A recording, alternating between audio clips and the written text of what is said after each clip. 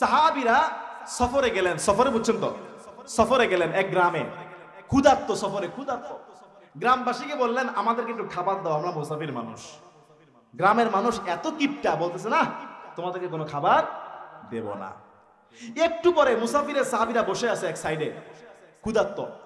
একটু পরে সেই গ্রামের যে সর্দার নেতা, তাকে একটা সাপ ছোবল মারছে, বিষে অজ্ঞান হয়ে পড়ে গেছে, জীবন চলে যায়। মুখ দিয়ে মনে হয় পানি বেরিয়ে গেছে, জীবন চলে যায়। অনেক ওঝা আনছে, কবিরাজ এনেছে, কাজ হয় না। গ্রামের পুরুষ নাই, সব বেরিয়ে গেছে। ছোট্ট একটা মেয়ে দৌড়ে আসছে ওই মুসাফির সাহাবীদের কাছে। হে সাহাবীরা, আল্লাহর দলের মুসাফিররা, তোমাদের মধ্যে কি এমন কেউ আছো যে ঝাড়ফুঁক করতে পারো? একজন সাহাবী দ্বারা বলে আমি পারি। অন্যান্য সাহাবীরা বলে এই যে ঝাড়ফুঁক করতে পারে, রাকি বলে, রুকাইয়া, এই যে পারে আমরা জানতাম না, যাই হোক ও গেছে। ওই সাহাবী বলে আমি পারি, চলো কি হয়েছে দেখি। বলে আমাদের সর্দারকে সাপে কেটে অজ্ঞান করে ফেলেছে, সে মারা যাওয়ার উপক্রম, বাঁচবে কিনা ঠিক নাই, অনেক চেষ্টা করা হয়েছে, যদি পারো একটু ঝাড়ফুঁক করে দাও। ওই সাহাবী কোরআন থেকে একটা সূরা পড়ে ফু দিলেন। ফু দেওয়া মাত্র দেরি, গ্রামের সর্দারের সাপের বিষ, বিষাক্ত বিষ সঙ্গে সঙ্গে পানি হয়ে ওই সর্দার সুস্থ হয়ে গেছে। আর একটু আসতে বলেন, মনোযোগ যদি থাকে আর একটু আসতে বলেন। আচ্ছা বলেন, এই যে তারা একটু আগে এদেরকে খাবার দেয় নাই, এখন কি লজ্জিত কিনা ওরা?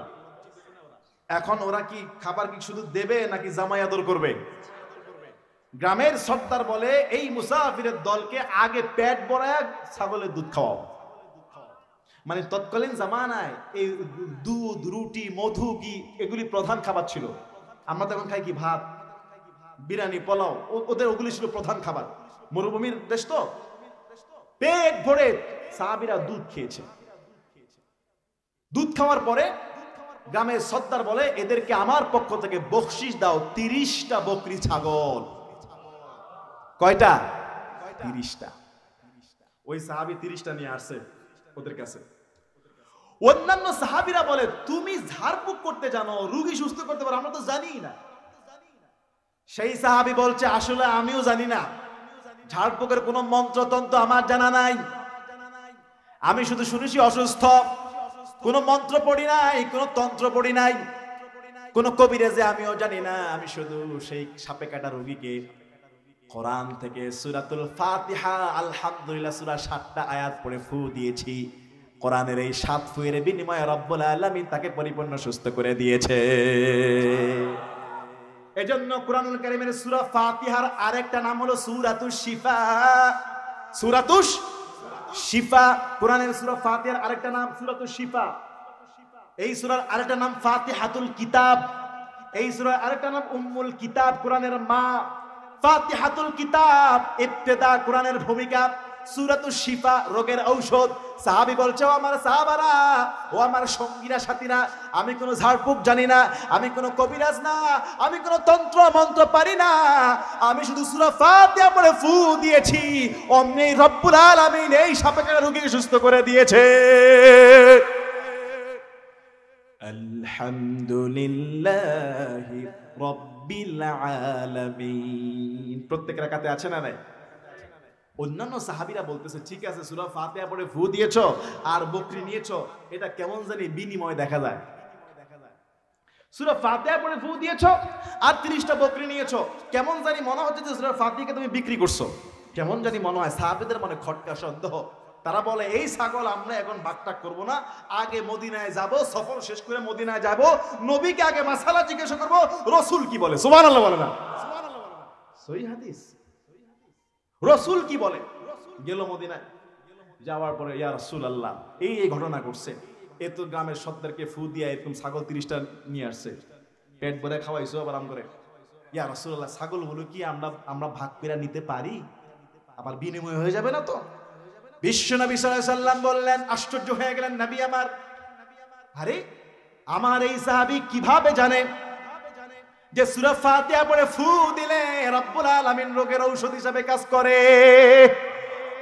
ও আমার সাহাবারা, কেন তোমরা নিবা না? এটা আল্লাহর কোরআন, আল্লাহর কোরআন দ্বারা তারা শিফা হয়েছে, তারা খুশি হয়ে হাদিয়া দিয়েছে। রাসূল বললেন 30টা ছাগল শুধু তোমরাই ভাগ করবা না, আমি নবী মুহাম্মদুর রাসূলুল্লাহ সাল্লাল্লাহু আলাইহি সাল্লামের জন্য একটা ভাগ রেখে দিও। তার মানে বোঝা যায় ফুটু দিলে কেউ যদি টাকা পয়সা দেয় নেওয়া জায়েজ? কথা বলেন না, জায়েজ আছে না নাই? আছে। কিন্তু ভাইরা ওই তাবিজ, যেই তাবিজের মধ্যে শুধু নকশা দেখা যায়, নকশা, কোরআনের আয়াত নাই, হাদিস নাই, আলিফ দেখা যায় না, বাও দেখা যায় না, 1 2 3 আঁকা আঁকি, মানুষের সুরত দেখা যায়, মূর্তির সুরত দেখা যায়, আছে না নাই? কুফরি জাদুটুনা সম্পূর্ণ হারাম। কেউ যদি কুফরি করে, জাদুটুনা করে, বান মারে, ওই লোকটা যত বড় হাজি হোক, যাকাত আদায়কারী হোক, রমজানের রোজা আদায়কারী হোক, নামাজি হোক, সে এত বড় একটা কুফরি করলো, লাইলাতুন নিসফ মিন শাবান, শাবান মাসের অর্থাৎ শবে বরাতের রাতে, লাইলাতুল কদর রাতের মতো ওই রাতেও সে ক্ষমা পাবে না, আল্লাহ তাকে ক্ষমা করবে না। যে ব্যক্তি জাদু টোনা করে, বান মারে, কুফরি করে, এরকম ভণ্ড কবিরাজ আমাদের সমাজের মধ্যে আছে না নাই? এই মিয়া বুঝে থাকলে বলেন আছে না নাই? তার ঈমান আছে? বলেন তার ঈমান আছে? ও যদি মসজিদে গিয়ে ইমাম সাহেবের পিছনে সবার আগে প্রথম কাতারেও নামাজ পড়ে, তার নামাজ কবুল হবে? বলেন কবুল হবে? কথাটা লম্বা করে ফেলতেছে এই জন্য যে উযাইর আলাইহিস সালাতু ওয়াস সালাম হাত দিলেন, সঙ্গে সঙ্গে পঙ্গুত্ব ভালো হয়ে যায়, চোখের আলো খুলে যায়, বুড়ি আনন্দে খুশি হয়ে যায়। হ্যাঁ তুমি উযাইর, কেননা উযাইর আগেও দোয়া করলে কবুল হইতো, এখনো দোয়া করছো, আল্লাহ আমার অসম্ভব এই রোগকে সম্ভব করে সুস্থ করে দিয়েছে। সুবহানাল্লাহ। বুড়ি একটা দৌড় দিলেন, আচ্ছা পা যদি সুস্থ হয়ে যায় আর কোন ঠোকা ঠোকা হাঁটার সুযোগ আছে? বুড়ি একটা দৌড় দিলেন কোথায়? গ্রামের দিকে। যেই গ্রামের আড্ডাখানা তার ছেলেরা বসে আছে, যেই গ্রামের আড্ডাখানা তার নাতিপুতি। আওয়াজ করে বলেন ছেলের বয়স তখন কত? বলে 18। শেষ হুজুর, সারা রাত ওয়াজ করলাম কি, সকালে বলে কি? উযাইরের ছেলের বয়স কত? পৃথিবীর ইতিহাসে এমন ঘটনা আর ঘটে নাই, বাবা হলো জোয়ান, ছেলে হলো বুড়া। আমি আমার জীবনের তাফসিরে দেখলাম পৃথিবীর ইতিহাসে 1 নাম্বার ঘটনা, একমাত্র ঘটনা, বাবা এখনো 40 বছরের যুবক, ছেলেরা বুড়া হয়ে গেছে, নাতিপুতি বুড়ি হয়ে গেছে। ওই বুড়ি দৌড় দেয় সেই গ্রামের আড্ডাখানায়, যেই গ্রামের আড্ডাখানায় তার ছেলেরা 118 বছরের বুড়া ছেলে, নাতিপুতি বসে আছে। বুড়ি ডাক দিয়ে বলে, ও সন্তানেরা, তোমাদের বাবা উযাইর 100 বছর পরে সুসংবাদ তোমাদের বাড়িতে ফিরে এসেছে। সুবহানাল্লাহ। ছেলেরা আশ্চর্য হয়ে গেল, না অসম্ভব, বাবা ফিরে এসেছে। ছেলেরাও বাড়িতে দৌড় দিলেন। বাড়িতে আসার পরে বাবাকে দেখে বলে, হ্যাঁ বাবা তো বাবা মনে হয় না, বাবা যেন মনে হয় ছোট ভাই। এখন বাবা বললে, ভাই ছেলেরা শোনো, আমার বয়স 40 ঠিক আছে, কিন্তু মাঝখানে 100 বছর মরা লাশ। ছেলেরা বলে, আমাদের বাবাকে চিনতে হলে একটা চিহ্ন আছে, 2 কাঁধের মাঝখানে একটা কালো তিল ছিল, আছে না নাই? ছেলেরা বলছে, আমাদের বাবার 2 কাঁধের মধ্যে একটা তিল আছে, দেখবো এটা আছে কিনা। উযাইর আলাইহিস সালাতু ওয়াস সালাম পিঠটা খুলে দিলেন। ছেলেরা, নাতিপুতিরা, দাসীরা তাকায় দেখে উযাইরের 2 পিঠের মাঝখানে কালো তিল এখনো দেখা যায়। প্রথমে একটা জালেম বাচ্চার নাম বলেছিলাম, যেই জালেম বাচ্চা বাইতুল মুকাদ্দাস ধ্বংস করে দিয়েছিল, কি নাম? বাখতে নাসর। গ্রামবাসীরা বলল, উযাইর তুমি আল্লাহর পয়গম্বর, বাখতে নাসর তুমি যখন ছিল না, আমাদের জামানায় যেমন বর্তমান কিতাবের নাম আল কোরআন, তৎকালীন জামানার কিতাব ছিল তাওরাত। আসমানি কিতাব হলো 104টি, 100 প্রধান হলো 4টা, বাকি 100টা হলো সহিফা। প্রধান 4টা হলো তাওরাত, জাবুর, ইনজিল, কোরআন। আমাদের জামানার কোরআন, তৎকালীন জামানার কোরআনের নাম ছিল তাওরাত, যেটা মুসা আলাইহিস সালাতু ওয়াস সালামের উপর নাজিল হয়েছে। তাওরাতটাও আল্লাহর কিতাব। গ্রামবাসীরা বলছে, উযাইর তুমি তো আল্লাহর পয়গম্বর, তুমি চলে যাওয়ার পরে বাখতে নাসর এই গ্রামের সমস্ত আল্লাহর কিতাব তাওরাত গুলোকে আগুনের মধ্যে পুড়িয়ে দিয়েছে। আমরা যে তাওরাত পড়বো, কোনো তাওরাতের কিতাব নাই, কোনো গ্রন্থ নাই, কোনো কপি নাই। ও উযাইর, তুমি তো আল্লাহর নবী, তোমার তো তাওরাত মনে থাকার কথা, একটু তাওরাতটা একটু লিখে দাও। উযাইর আলাইহিস সালাতু ওয়াস সালাম তিনি বলছে, আমার বাবা একটা তাওরাতের কপি, একটা তাওরাতের গ্রন্থ, 1 জিল তাওরাত মাটির নিচের মধ্যে গোপন করে দাফন করে রেখেছিল। আমার মনে আছে ওই তাওরাতটা কোন মাটির নিচে। সুবহানাল্লাহ। আচ্ছা বলেন তো, বর্তমানেও যদি সারা বিশ্বের কাফের মুশরিকরা সবাই যদি একত্রিত হয়, আল্লাহর কোরআন যত কপি আছে মসজিদে, মাদ্রাসায়, বাসায়, সব কোরআন যদি জ্বালায়া পোড়ায় সারকার করে দেয়, কোরআন কি ধ্বংস করতে পারবে? পারবে? পারবে না কেন? সেটা সামনে আসতেছে। উজাইর বলতেছে, শুনো শুনো, এক কপি মানে বর্তমান এক গ্রন্থ, একটা যে কোরআন, একটা তাওরাত আছে মাটির নিচে, আমার বাবা লুকায় রাখছিল, আমার মনে আছে, চলো দেখি ওখানে আছে কিনা। উজাইর ওই জায়গায় গেলেন, মাটি খুললেন, মাটি খুলে তিনি একটা তাওরাত কিতাব পেলেন, তার বাবা এটা মাটির নিচে সংরক্ষণ করছিল। বলেন সুবহানাল্লাহ। তিনি যখন তাওরাতটা মাটির নিচে অনেক বছর থাকার পরে খুললেন, খোলার পরে দেখে আহা, এটা তো মাটিতে খেয়ে কাগজগুলো নষ্ট হয়ে গেছে, লেখা আর বুঝা। ওই জামানার মধ্যে তাওরাত কিতাব নাই, সব ধ্বংস করে দিয়েছে বাচ্চা চক্রান্ত করে, যাতে করে মানুষ আল্লাহ ওয়ালা না হইতে পারে, মুসা নবীর উম্মত যেন না হইতে পারে। হুসাইন আলাইহিস সালাতু ওয়াস সালামের তাওরাত কিতাব মুখস্থ ছিল, কিন্তু এখন কেমনে লিখবে? এত বড় কিতাব অনেক বছর পরে মনে নাই। তিনি সমস্ত গ্রামবাসীদেরকে নিয়ে গাছের নিচে বসলেন। যাও একটা কপি ছিল মাটির নিচে নষ্ট হয়ে গেছে, গাছের নিচে বসলেন, সবাই মিলে বসলো। বলছে, হে লেখকরা লেখো, দেখি আমি তাওরাত বলতে পারি কিনা, তোমরা লিখবা। তাফসীরের মধ্যে আসছে দুইটা রাওয়াত আসছে এই জীবনীতে, দুইটা রাওয়াত আসছে। আকাশ থেকে দুইটা নক্ষত্র এসে উজাইরের বুকের ভিতরে ঢুকে গেছে। আরেক বর্ণনায় আসছে ফেরেশতারা এসে নূরের চামচ দ্বারা 2 চামচ উজাইরকে কি জানি খাওয়াই দিছে। উজাইরকে নূরের চামচ দ্বারা 2 টুকরা কি জানি মুখের মধ্যে খাওয়াই দিলে হযরত উজাইর ওই জায়গায় বসে তাওরাত কিতাব যে বলা শুরু করছে, এক বসাতে ফার্স্ট টু লাস্ট সমস্ত তাওরাত মুখস্থ বলে ফেলেছে। সুবহানাল্লাহ। আর সব তাওরাতগুলো লিখে ফেলেছে।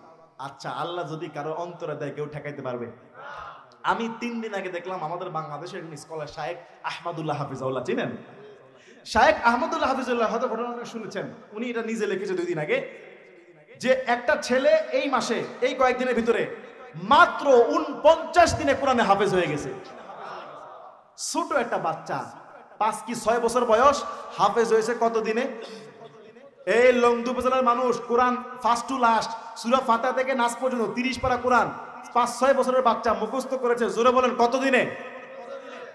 49 দিনে। 2 মাসও তো না, 49 দিনে কোরআনে হাফেজ হওয়ার পরে তাকে জিজ্ঞাসা করছে, তোমার মনের ইচ্ছা কি বলো তো দেখি। ও বলছে, সাংবাদিককে বলছে, আমার মনের ইচ্ছা আমি শায়েখ আহমদুল্লাহর সঙ্গে একটু দেখা করতে চাই। দেখছেন কতটুকু বাচ্চা কত বড় আলেমকে চিনতে পেরেছে, আর আমরা এখন ভালো আলেমকে চিনতেও পারি না। আমরা এই তাফসীর ময়দানে এমন আলেমকে এই চেয়ারে বসায় দেই, যেই আলেমরা এইসব চেয়ারের মধ্যে বসে সিনেমার গান গল্প করে। এই তাফসীরের ময়দানে আমরা অনেক অনেক আছে মাহফিল কমিটি, এমন এমন বক্তা চায়, হুজুর বক্তা লাগবে 36 ইঞ্চি হইতে হবে। কথা বলে না, আছে না নাই? আমি গেছি একবার এক জায়গায় মাহফিলে, তো ওই জায়গায় আমার সহকারী যে বক্তা, উনি হলো 26 ইঞ্চি। হবিগঞ্জ কত ইঞ্চি? এটাই মাহফিলের আকর্ষণ, 26 ইঞ্চি মানুষ আসবে। আমি হলাম প্রধান বক্তা, মানুষ পাগল 26 ইঞ্চি দেখার জন্য, মাহফিলে মানুষ গুড়গুড় করতেছে। 26 ইঞ্চিকে ডাক দিয়ে বললাম, ভাই আজকে মানুষ আসছে সব আপনাকে দেখার জন্য, যদিও প্রধান বক্তা নিয়ম অনুযায়ী আমি শেষে পাই, কিন্তু আমার অনুরোধ আপনি শেষে করেন, যেহেতু মানুষ আপনাকে দেখতে আসছে, আপনার উসিলায় মানুষ থাকুক, আমি ওয়াজ করে চলে যাই। উনিও মাইনা নিছে, আমি ওয়াজ করে চলে আসছি। মানুষের এখন বক্তার আকর্ষণ উত্তরবঙ্গে কিছু আছে, আল্লাহ হেদায়েত দান করুক, মেয়ে থেকে ছেলে হয়েছে এখন বক্তা। কথা বোঝেন নাই মনে হয়?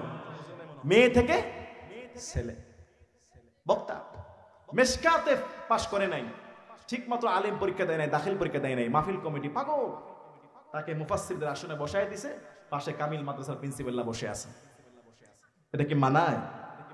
আর 49 দিনে হাফেজ হওয়া ছোট্ট বাচ্চা চিনলো যে আমার মনের ইচ্ছা বাংলাদেশের বর্তমান যদি সেরা 3 জন আলেম থাকে, তার মধ্যে একজন হলো শায়েখ আহমদুল্লাহ হাফিজাহুল্লাহ, তার সঙ্গে একটু সোহবতে যাওয়া। সুবহানাল্লাহ বলেন না?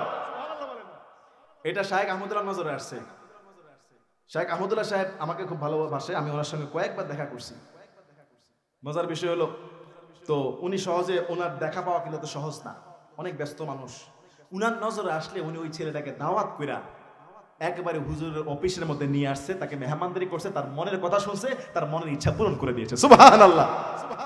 প্রিয় ভাইরা, এই কথাটা এই জন্য বললাম, 49 দিনের একটা ছেলে কোরআনে হাফেজ, সে শাইখ আহমদুল্লাহকে চিনতে পারছে, আর আমাদের দেশে অনেক মানুষ আলেমকে সেটা চিনতে পারে না। কথা বলেন না, আলেমকে চিনতে পারে না। তাওরাত কিতাবকে ধ্বংস করা হয়েছে, এক কপি তাওরাত কিতাব নাই। আজকে যদি গোটা বিশ্বের সমস্ত কোরআন যদি ধ্বংস করে দেওয়া হয়, 49 দিনে এরকম হাফেজরা আবার 2 মাসের ভিতরে আল্লাহর কোরআন মুখস্থ করে ফেলতে পারে। আপনি গোটা পৃথিবীর সমস্ত কোরআনকে ধ্বংস করতে পারেন। আমি নিজেও আজিজ আল কাউসার একজন হাফেজ, আলহামদুলিল্লাহ। আপনি আমার সামনের এই কোরআন, 2টা কোরআন আছে, নিয়ে যেতে পারেন, কিন্তু আমি আলহামদুলিল্লাহ মুখস্থ বলতে পারবো। 16 থেকে 17 বছর রব্বুল আলামিনের কৃতজ্ঞতা, খতমে তারাবির নামাজের ইমামতি করি ঢাকার টোলারবাগ কেন্দ্রীয় মসজিদ মিরপুরে 1। অনেক ব্যস্ততা, তিলাওয়াত করার সারা বছর সময় পাই না, মাহফিল টাফিল থেকে শুরু করে অনেক ব্যস্ততা, প্রোগ্রাম সেমিনার। কিন্তু রমজান মাস, আমি বলি যে রমজান মাস কোনো প্রোগ্রামের চাপ নিব না। প্রোগ্রাম যদি কাছে হয় করবো, নাহলে করবো না। তারাবি সবার আগে, কেন রমজান মাসের খতমে তারাবি হলো হাফেজ সাহেবদের 1 বছরের ট্রেনিং।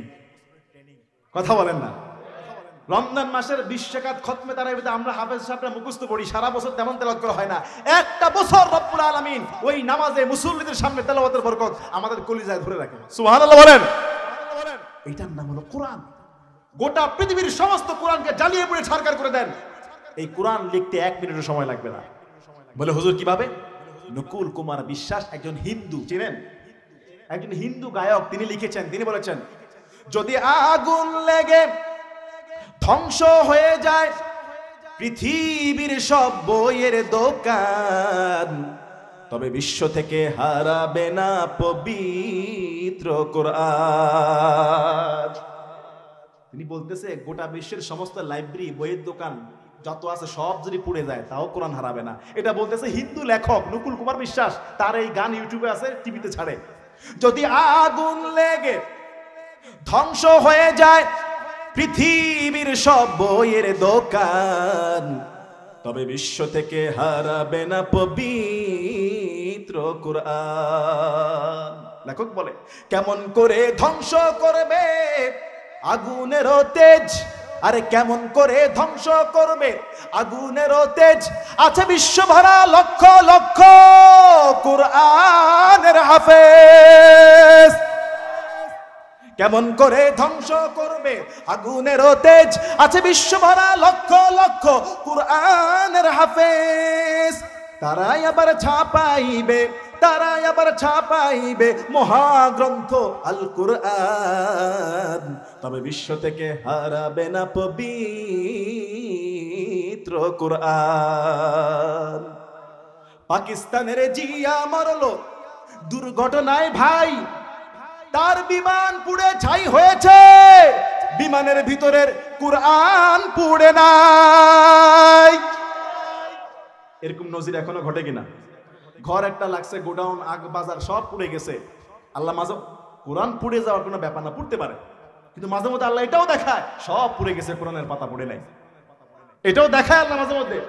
লেখক বলে, পাকিস্তানের জিয়া মরলো দুর্ঘটনায় ভাই, তার বিমান পুড়ে ছাই হয়েছে, কোরআন পুড়ে নাই। যেমন ছিল তেমন আছে, যেমন ছিল তেমন আছে, একটা সূরাও পুড়ে নাই, তবে বিশ্ব থেকে হারাবে না পবিত্র কোরআন। সুবহানাল্লাহ বলেন। লক্ষ লক্ষ কোরআনের হাফেজ আছে, আর কোরআনের আয়াত কটা? 6666টা, কোন কোন বর্ণনায় 6200 সামথিং, 6000 আয়াত।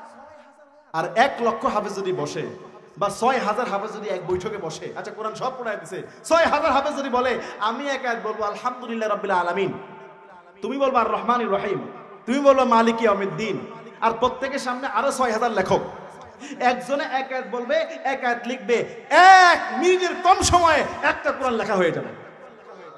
কথা বলেন ঠিক কিনা? আল্লাহর কোরআন কি মুছতে ফেলতে পারবে?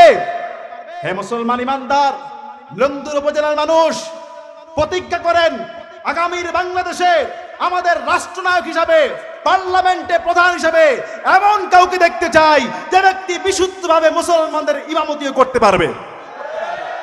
এমন ইসলামিক কায়েম দায়েম রাখতে চাই, মুসলমানদের নেতা হবে তিনি, আল্লাহর কোরআন বিশুদ্ধভাবে পড়তে পারেন যিনি। মুসলমানদের নেতা হবেন তিনি, আল্লাহর কোরআন দিয়ে দেশ পরিচালনা করবেন যিনি। কথা বলেন ঠিক কিনা? আগামীর বাংলাদেশ আল কোরআনের বাংলাদেশ। সুযোগ আসতেছে, এই সুযোগ মিস করবেন না। আমরা চাই আগামীর বাংলাদেশে ওমরের উত্তরসূরি হয়ে এমন এক নেতা আসুক, যেই নেতা রাসূলুল্লাহর মদিনার মতো ইসলামিক সমাজ প্রতিষ্ঠা করবে। কথা বলেন ঠিক কিনা? আল্লাহর কোরআন দিয়ে ইসলামে কায়েম করতে চাই। আমরা যদি এই ইসলামের হুকুম কায়েম করতে গিয়ে আল্লাহর কোরআনের আইন বাস্তবায়ন করার জন্য, পার্লামেন্টে ইসলামকে প্রতিষ্ঠা করার জন্য যদি জীবন দিতে হয় আমরা জীবন দিব। ইসলাম কায়েম করার জন্য যদি জেলখানা যেতে হয়, নবী রাসূল সাহাবীদের উত্তরসূরি হয়ে আমরা জেলখানা যাব। ইসলামের জন্য যদি ফাঁসির কাস্টে ঝুলতে হয় আমরা আল্লামা সাঈদী রাহিমাহুল্লাহর মতো শহীদ হয়ে যাব। আল্লাহর কোরআনকে বাস্তবায়ন করার জন্য যদি শহীদ হতে হয়, কাফনের কাফন পরে রাজপথে নেমে যাব। কারা কারা দুই হাত তুলে দেখাও মুসলমান। আল্লাহ কবুল করে বলে আমিন। আর যদি বলেন আমিন। লাস্ট সবক, প্রতিদিন একটা পৃষ্ঠা কোরআন পড়বেন। পারবেন না? এক পৃষ্ঠা কোরআন পড়বেন। আজকে যে তাফসীর করলাম মনে থাকবে ইনশাআল্লাহ? অনেক নাম বলছি, শহরের নাম, নবীর নাম, বিভিন্ন বয়স, মনে থাকবে ইনশাআল্লাহ? হায় হায় হায় হায় দিন চলে যায়, কোরআন পড়লাম না, কত নোবেল নাটকে দেখলাম, হাদিসে ধরলাম না। ঠিক কিনা? হায় হায় হায় হায় দিন চলে যায়, কোরআন পড়লাম না, কত নোবেল নাটকে দেখলাম, হাদিসে ধরলাম না। সত্যিকারের খাঁটি মুমিন মুসলিম হইলাম না যে, কেউ কি জানে সেই ঘড়িটা লাগবে কয়দিন কাজে, কেউ কি জানে সেই ঘড়িটা লাগবে কয়দিন কাজে। টিক টিক টিক টিক যেই ঘড়িটা বাজে ঠিক ঠিকে বাজে, কেউ কি জানে সেই ঘড়িটা লাগবে কয়দিন কাজে। এই ঘড়ি কিন্তু ঘুরবে ভাই, আমার আপনার হায়াত শেষ, এই ঘড়ির আর আমার আপনার জীবনে কোনো কাজে আসবে? কোনো কাজে আসবে? লংদুর 26 নভেম্বর 2024 সাল আর কিয়ামতের আগে ফিরে আসবে? চকচক ফক ফক করে যতদিন ঘড়ির চেহারা, ততদিন তারে কিনতে চায় যে খরিদেদারেরা। যতদিন এই দেহটা আছে, তাজা আছে, তরতাজা আছে, সবাই আপনাকে ভালো মূল্যায়ন করবে, ভালোবাসবে, আপনার খেদমত নিবে দিবে। আর আজকে মারা যান, কালকে পরশু 3 দিন কানবে, এরপরে আপন ছেলে মেয়ে স্ত্রীও আপনাকে ভুলে যাবে। কথা বলে না? ভুলে যাবে না? গায়কের কথা বুঝেন। চকচক ফক ফক করে যতদিন ঘড়ির চেহারা, ততদিন তারে কিনতে চায় যে খরিদেদারেরা। সময় থাকতে সময় দিলে সবখানে বিরাজে, কেউ কি জানে সেই ঘড়িটা লাগবে কয়দিন কাজে, কেউ কি জানে সেই ঘড়িটা লাগবে কয়দিন কাজে। টিক টিক টিক টিক যেই ঘড়িটা বাজে ঠিক ঠিকে বাজে, কেউ কি জানে সেই ঘড়িটা লাগবে কয়দিন কাজে। মারহাবা বলেন। 5 ওয়াক্ত নামাজ পড়বো না, কারা কারা হাত তোলেন?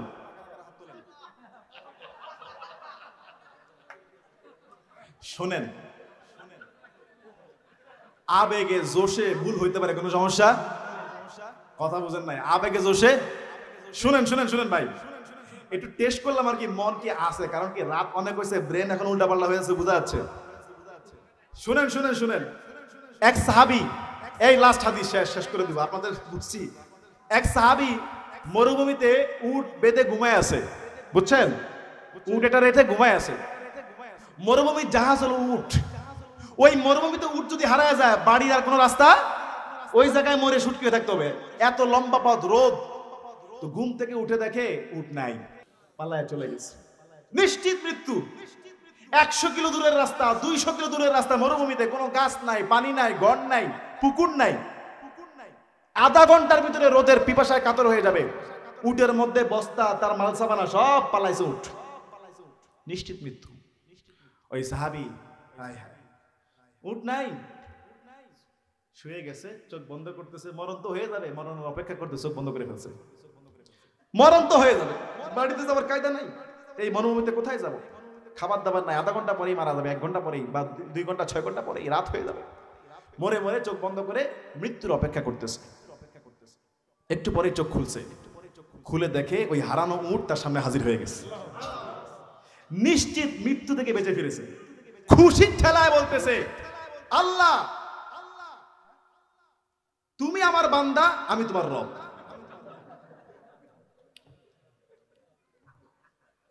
কথাটা কি ঠিক হলো না উল্টা হইলো? কথা বুঝেন না, ঠিক হলো না উল্টো হইলো? ওরকম আর কি। আমি বলছি যে কারা কারা নামাজ পড়বেন না, তো খুশিতে হাত তুলছে, নামাজ পড়বে আর কি, কিন্তু হাত তুলে ফেলছে ওই সাহাবীর মতো। সাহাবী এই উটকে খুঁজে পেয়ে এত খুশি হয়েছে যে তার মৃত্যু ফিরে আসছে, নিশ্চিত মৃত্যু থেকে বাঁচছে, বলতেছে আল্লাহ আমি তোমার রব, তুমি আমার বান্দা। এই যে তার মুখ দিয়ে ভুল বের হয়েছে, কিন্তু অন্তরে কি এটা আছে? অন্তরে এটা আছে? রসুল এই হাদিস বলে আর রেফারেন্স দেয়। রসুল বলে আরে এই লোকটা হারানো উট পেয়ে যত না খুশি হয়েছে, ঠিক আল্লাহর কোন বান্দা জাহান্নামের গর্ত থেকে, হিন্দু বৌদ্ধ খ্রিস্টান বা কোনো মুসলমান একেবারে জাহান্নামের কিনারে চলে গেছে, পাপ কাজ থেকে খারাপ কাজ থেকে তওবা করে যেমন ফিরে আসে, এই লোকটার থেকে বেশি খুশি আমার আল্লাহ তেমন হয়ে যায়। সুবহানাল্লাহ। পথ হারা কোনো আল্লাহর বান্দা যদি তওবা করে, আল্লাহ আজকের পর থেকে আমি আর নামাজ ছাড়বো না, আজকের পর থেকে আমি হারাম খাবো না, আজকের পর থেকে মানুষের হক নষ্ট করবো না, আজকের পর থেকে গুনাহের কাজ করবো না, এরকম কোনো মানুষ যদি গুনাহের কাছ থেকে ফিরে আসে, এই লোকটা হারানো উট পেয়ে যেমন খুশি হয়েছে তার থেকে বেশি আল্লাহ তাআলা ওই বান্দার প্রতি খুশি হয়ে যায়। তাহলে এবার বলেন 5 ওয়াক্ত নামাজ কারা কারা পড়তে রাজি আছি? ইনশাআল্লাহ পড়বে তো ইনশাআল্লাহ? আল্লাহ কবুল করে বলে আমিন। আল্লাহ কবুল করে বলে আমিন। আমার জন্য দোয়া করবেন। আজরিয়াল কাউসার আপনাদের সঙ্গে হায়াত রাখলে, সুস্থ রাখলে হয়তো আবারও দেখা হবে 30 নভেম্বর। জায়গার নামটা হচ্ছে এফআইডিসি যে মহল্লাটা, ওখানে 30 নভেম্বর না, 30 নভেম্বর না, শনিবার ইনশাল্লাহ আসতেছি, দেখা হবে। দোয়া করবেন। আপনাদের কাছে দোয়া চাই। লম্বা সফর, আজকে রাস্তায় পুলিশ ঝামেলা করছে, তারপর ফেনী থেকে বারোহাট পর্যন্ত কারেন্ট নাই, গ্যাসের চাপ নাই, গ্যাস দিতে পারে নাই, আমরা অনেক এক্সট্রা তেল নিয়ে চলে আসছি, তাও কিছু ঢুকাইছি। সব মিলায় আল্লাহ তাআলা কোরআনের বাগানে ইজ্জতের সাথে কবুল করেছে। বলেন আলহামদুলিল্লাহ। আল্লাহ পাক রব্বুল আলামিন আজকের এই মাহফিলকে কবুল করে বলে আমিন।